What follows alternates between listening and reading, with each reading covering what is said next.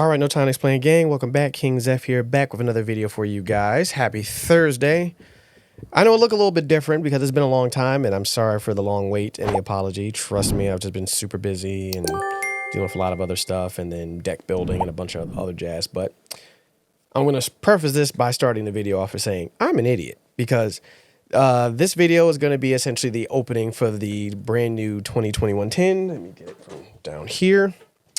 This bad boy, the tin of Dueling Mirrors, I believe is what it's called for Yu-Gi-Oh! This became available yesterday, which was Wednesday, at all the OTS stores. And then, of course, today is Thursday, because I couldn't get this video out done yesterday because I couldn't get my hands on the tins until kind of very late. And then by the time I got through doing this for the third time now, it's already too late. But essentially, I recorded my opening of the video, and for some stupid reason, my microphone was turned off. So there was zero audio for the video. So now I have to essentially come back here because I can't reopen the packs and just do commentary over my existing opening. So that way it's just not a blatant silent video. It's not even ASMR, which would have been probably kind of dope if I could have pulled off an ASMR video with some pack openings. But because there was zero sound, it really made zero sense. So yes, I'm stupid. Yes, I'm sorry.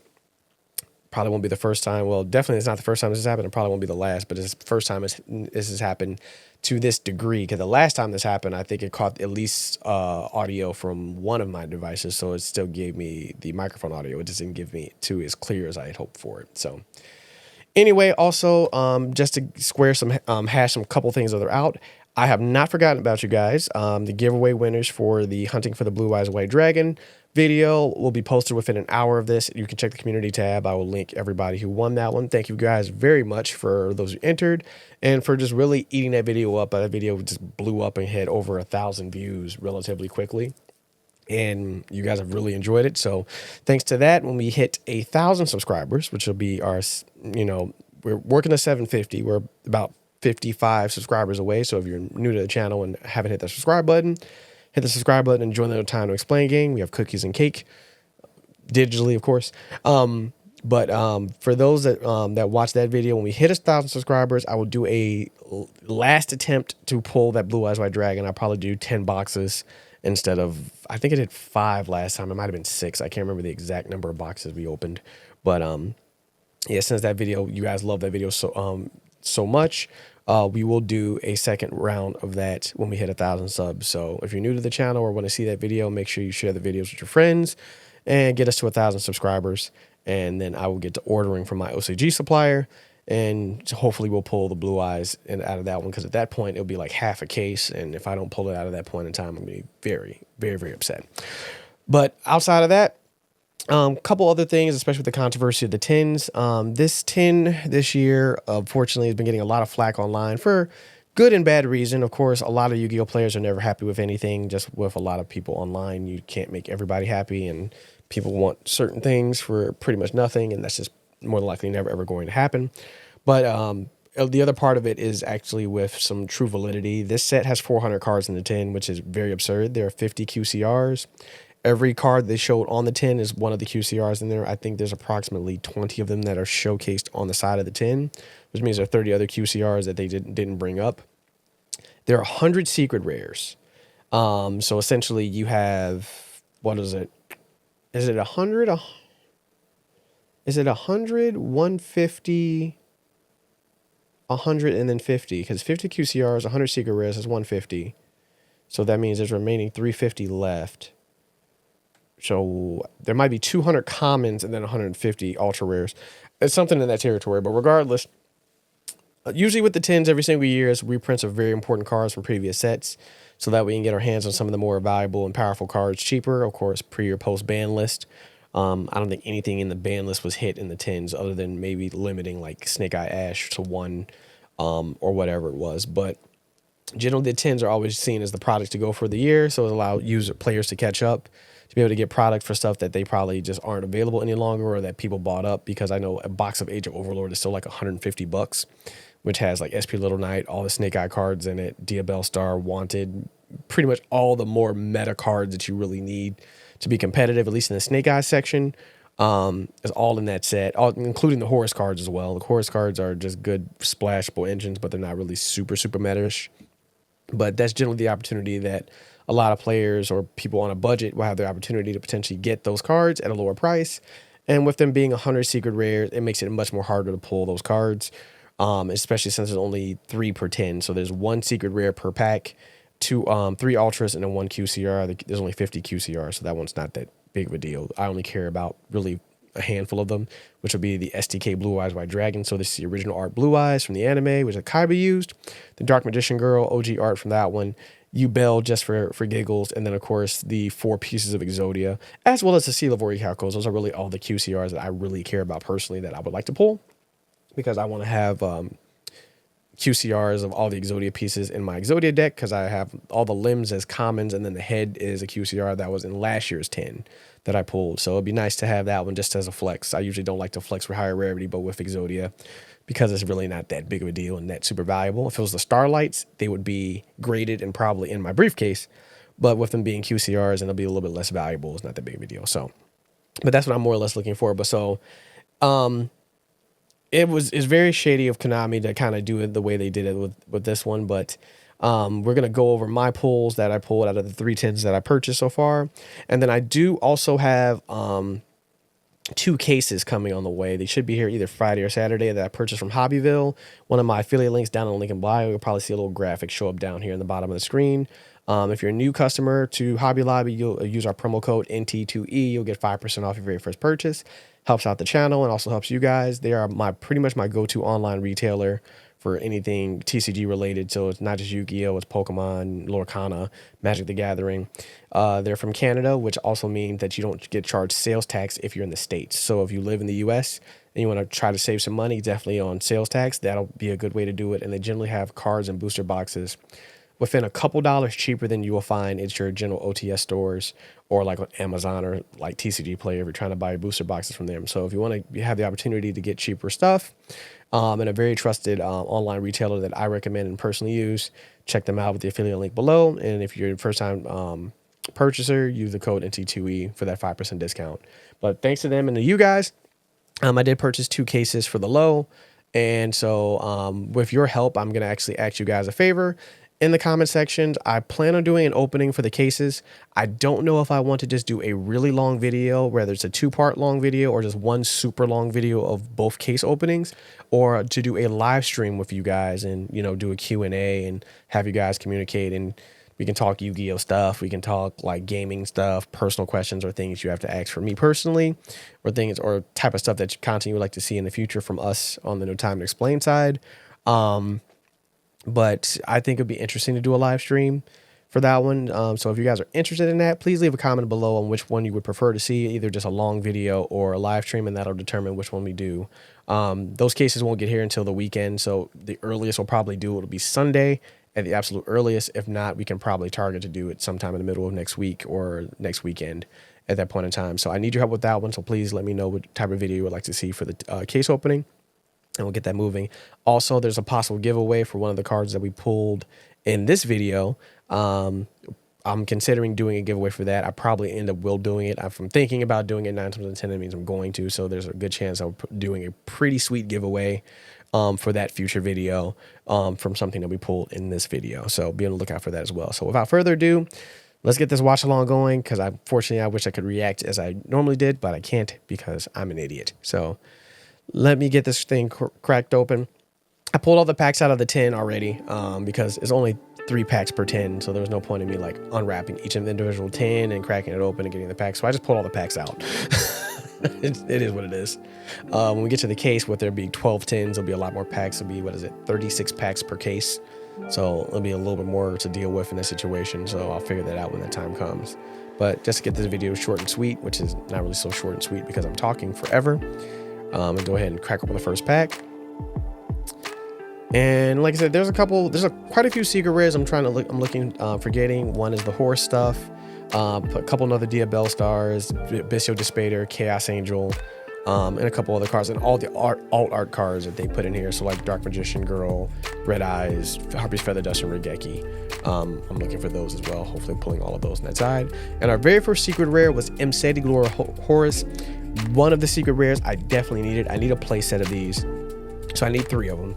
I did not purchase them because I know the price did drop down, because it used to be like a $70 card. I think they're now 30 bucks a piece the last time I looked at them. I'm not 100% positive on that one, but even though the prices kind of went down because I saw that they were coming in the tins, I figured that I would try my luck and see if I could pull a playset out of the tins, more or less. But until I found out that it was 100 cards in the secret rare slot. So we'll see how that works out with the next with the 2 cases. If I can pull 2 more, that'll make me very happy. I don't know how to play set of that one, but our first QCR was Yellow Gadget. So one of the 3 gadget cards that was available in QCR. Like I said, something just for the binder in the collection. Nice card to have. Nice nostalgic Yugi card for it. Something I'm never going to use in the near future unless they have some really odd support. I think the only gadget cards I use now are the ones in the shiny sarcophagus deck, which is Yugi's deck. But you know, they kind of went through the past, like throughout the anime, of some very important staple cards, as you saw without all the series of Yu-Gi-Oh over the 25 years. And of course, you know, they had to put the OG Blue Eyes White Dragon in. They gave us Dark Magician last year and the OG Red Eyes last year, so it's kind of dirty that they didn't give us Blue Eyes White Dragon, but they gave us to it now along with Dark Magician Girl. So that's the very first QCR. Then we pulled Acid Mantis, and then of course Shadow Ghoul of the Labyrinth. Both rarity bumps. I believe those were secret. No, it's not secret. Super rares in one of the Maze set. Because there was Maze of Millennia and then Maze. I always forget the name of the other Maze set, but it was the set with Gate Guardian, and then the other was I think Maze of Millennia was the one with Bonfire. Yeah, it was the one with Bonfire and Transaction Rollback, which are, I believe, are secret rares in the tins. I pulled 2 Bonfires. Yeah, I have 2 Bonfires. I could use a 3rd one, but I'm not playing Snake Eyes, so I really don't need it, to be wholeheartedly honest. It'd just be nice to have in case, you know, I figured out how to use it as a good engine and all the other stuff, and then pull some dinosaur stuff that was in the Wild Survivors pack. So not a bad first secret rare out of the first pack of the 10. We're moving on to the second pack. Like I said, pretty hot start. We'll see how the rest of it goes. I wasn't really expecting a lot of great stuff, but we actually did pull really, really good out of these 10s. And this we got Peteromoon, Realm Elegy, Tenkai Kaiman, UFO Light. Sorry for my dyslexia in my reading. Cornfield Coil. A little funny joke about a guy from my locals. And then SP Little Knight. We pulled in the second pack in the first 10 in SP Little Knight, which is probably the most expensive card in the set. Pretty much the main staple now in your extra deck. If you're not playing an SP Little Knight in your extra deck now, you're probably just failing a lot of things. So, but that card is very expensive. That card was like $150 for the longest time in Age of Overlords. So now it did drop down. When I purchased it, it was like 80 bucks. I don't know what it is now. I believe the pre-sale price of that one is like 50 bucks for the 10 version.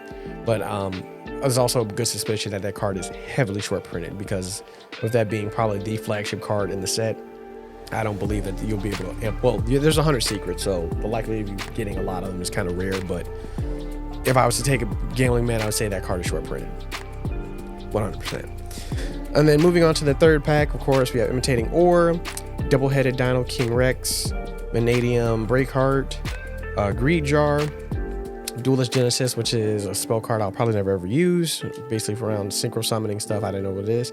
And then we pulled the token, and this is one of the controversial secret rares because there are 2 tokens in the set. One is the Kaiba token, which is the one in front of you, and then there's a Yugi token. They should have the poses from the 25th anniversary playmat and sleeves that they released a little bit earlier in the year. I believe, when did that come out? It's been a couple months. I think those released maybe around the time, maybe when Legacy of Destruction came out, or at the beginning of the year. It might have been closer to the beginning of the year, so right around maybe Maze of Millennia, because that is when they released the accessory set for that one. So the poses that are on those accessories are the poses on the tokens. I would have felt better if the tokens were promo cards, because that's what they really should have been. They should have been promos out of the 10s. Or if the token was in a pack, it should have been followed by a second secret rare that was not the token. That would have made me feel better about it, but it is what it is. Konami's a little bit of a dick for that one, but it is what it is, and however they did that. But having 2 secrets be taken up by tokens is really shitty. And then, of course, we pull, what is it? The first solo movement, Chimera Fusion, and the Abyss Dragon Sword Soul, both cards that were super rares in Photon Hypernova, as well as I think it's Wild Survivor. I think is the where the Chimera cards. I might be wrong on that. Correct me if I'm wrong. I can't remember what set the Chimera cards came in. But nice rarity bumps into the ultra rares. And then we're moving on to the second tin. So this will be the first pack of the second tin. We got a Chaos Beast. I mean, odd if Chaos Angel was a common. That'd be very hilarious. You know, maybe in a decade or so. Purely Shirley. And then, of course, Sparkling Stare of the Snake Eye, which was, I believe, a common in Age of Overlords. I might be wrong on the set, but I believe it was a common. And then a Dia Bellstar, the Black Witch, a card I definitely needed another copy of. I only have one copy of Dia Bellstar. I believe I have 2 copies of one that I pulled. Just a card that I was just too cheap to purchase because I know it dropped down in price. I believe they're under 20 bucks now. But I'm just like, man, I really don't need it because I'm not playing Snake Eyes anyway. But now that I have a second copy, I'm gonna see if I can get a third. And then we pull one of the 4 pieces of Exodia, which was amazing because I want to get all 5 pieces in QCR. So that was a great QCR pull. I think that was probably like the main good QCR pull I pulled out of the tins because I didn't get any of the other QCRs I was really looking for, even though I'm only looking for like 6 of them. But all the other ones were like, yeah, it's like the other ones. So Seal of Orichalcos is one, Ubella's another one, and then of course the pieces of Exodia, which is 4 of those, and then Blue Eyes and Dark Magician Girl. So those are really the main ones I'm looking for. So we pull Sorry the Silverwing, card scanner. So this is pack number 2. New Frontier, Emperor Talca's the Critter Count, and then what was the secret rare in this pack? It was Alcea the Earth Charmer. Not a bad card, but not a card I'm looking for. And then there's another good QCR we pulled was Chimera Tech the Fortress Dragon for all the Cyber Dragon players.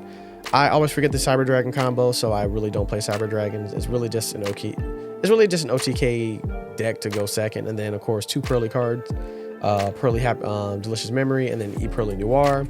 Both cards I don't care about. I do not like the Pearly engine. I really don't. I don't like that archetype. I took solace in beating it when I went to YCS Indianapolis 2 years ago, where Jeff did the Exodia deck, and I was playing Dark Magician, so I was very proud of the fact I was able to beat Pearly with Dark Magicians. It was a deck I was expecting to lose to 100%, so the one Pearly player I had, I did beat her, and I was extraordinarily happy about that. You know, I think I went 4-1-4 because I drew 1 game, and then I lost 4 and I won 4. So I didn't do too bad at that YCS. My very first YCS with bringing in Dark Magicians during the era of, Dia Bellstar's, was it Wanted? No, it's not. It was Wanted Rescue Ace was like the main deck. Rescue Ace was like the dominating deck at the time at the start of the Age of Fire, right before Snake Eyes really came out, or Snake Eyes got really all of its power at that point in time, because when Popular and Bonfire and a couple other cards came out, when Snake Eye became all powerful.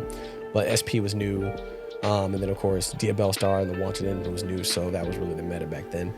So we got Tenkai Kaiman, and then we got Soul of the Supreme King, which is the trap card to summon Zearch, basically to cheat him out. And then Bestial Dispater, which is another synchro summonable card that I needed. That card was always around 50 to 60 bucks every time I looked for it. So now I finally got my hands on it, so I don't have to worry about it. I haven't checked the pricing on it since, but it's still a very powerful synchro card. And then I think outside of Chaos Angel, I think Crimson Dragon is the other secret that I'm looking for of things that I actually need. And then I'll actually look at the rest of the list, because outside of the 4 or 5 alt arts, the playset of Imsetis, and then yeah, I think there's only maybe like 15 secrets that I really needed. In my personal opinion, I think so. It's only like 10 or 15. It was like, if I pull these, I'm Gucci. If I don't, I'll just have to buy the single. But there really weren't a whole lot of them that I really wanted or needed, because most of them I already had. But that was a great pull for that one. Like I said, I was pulling really great on my secrets. My secret pulls were fantastic. My QCR pulls really weren't that great, but of course we have 2 cases coming our way, so that's probably going to drastically change once those cases get here.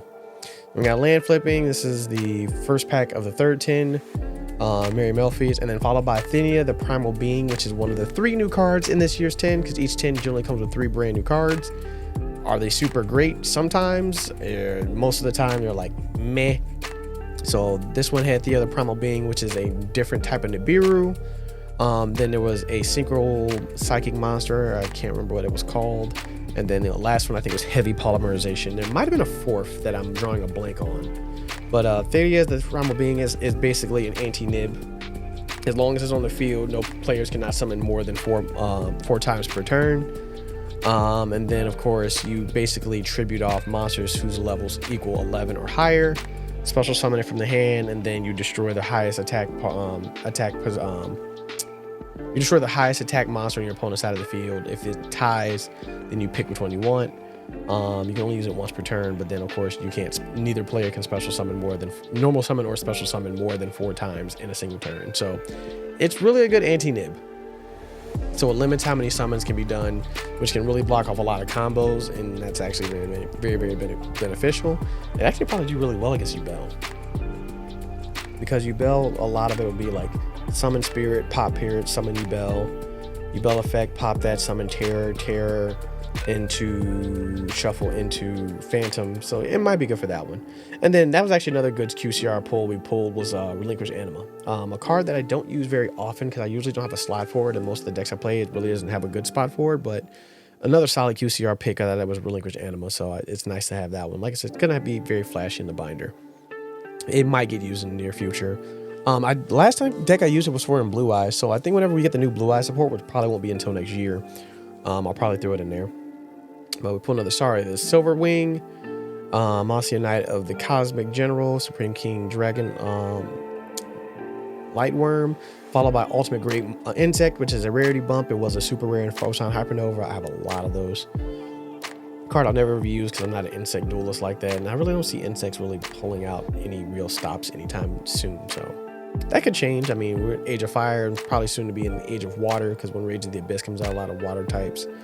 And then we pulled Triple Tactics Thrust, the 3rd reprint of this, because of course it came out in Photon Hypernova. It was in Maze of Millennia as an ultra rare, and then it was in the OTS pack as an ultimate rare.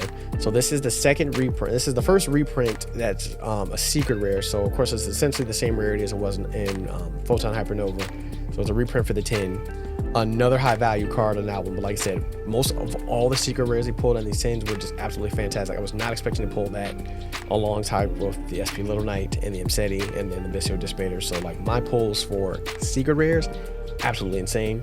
And the QCR was the Salomon Great Gazelle. You know, nice rarity bump for a pretty solid staple for the Salomon Great players, but not gonna really consider playing that or worrying about it so much. It'll just be good for the binder. And all the QCRs look really shiny in the 10s this year compared to some of the other QCRs I have. Like the ones I pulled in the booster boxes, they're shiny, but I feel like there's like an extra shine on the 10 ones this year. I might just be crazy, or it might just be late and I might be delusional, but it is what it is. But the last pack, we have Pendulum Moon, another Tenkai Kaiman, UFO Light, another Cornfield Coral, and our last secret rare is a 2nd SP Little Knight. Pulls were wild this set. For only 3 10s grabbed and pulled 2 SP Little Knights and a Triple Tactic Thrust and a Bestial Dissipator and an Imseti. Absolutely bananas and absolutely wild. A card that I'm 100% certain is short printed. Was not I wasn't even expecting to really pull 1 SP Little Knight in the 10. Like the fact I pulled 1, I'm like, oh, this is a banging 10. To pull 2, the hands were hot. I might expect to see 1 more in the case potentially. We'll see. But yeah, I was not expecting to pull 2 SP Little Knights in 3 10s. Which is going to bring me up into my giveaway option, because like I said, I'm considering it, and which means if I'm considering it, probably going to end up happening. But for the case opening video or live stream, I'm more than likely going to give away one of the SP Little Knights to one of you guys viewers. I'm pretty sure one of you guys will appreciate having that card, or if you need it, or if you're just gonna just win it and flip it on TCG Player or whatever you want to do with it. Be my guest as your card, you do with it as you wish.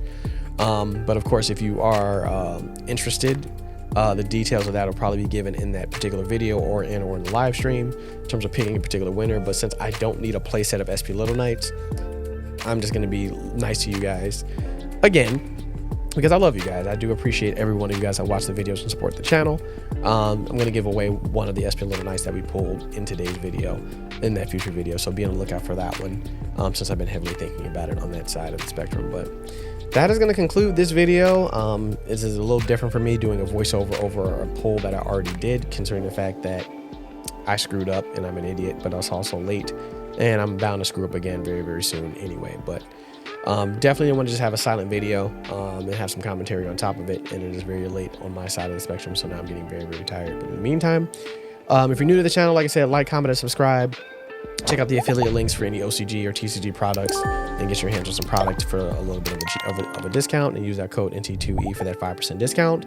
And then also give us your comments on things that you would like to see in the channel in the future, as well as what you guys would like in terms of the case openings that'll happen either as early as Sunday or sometime next week. So give me your thoughts and let me know what you're thinking on that side, or if there anything that you're looking for out of the tins as well. But in the meantime, this is KingXeph. No time to explain. Until next time, I'm out. Peace.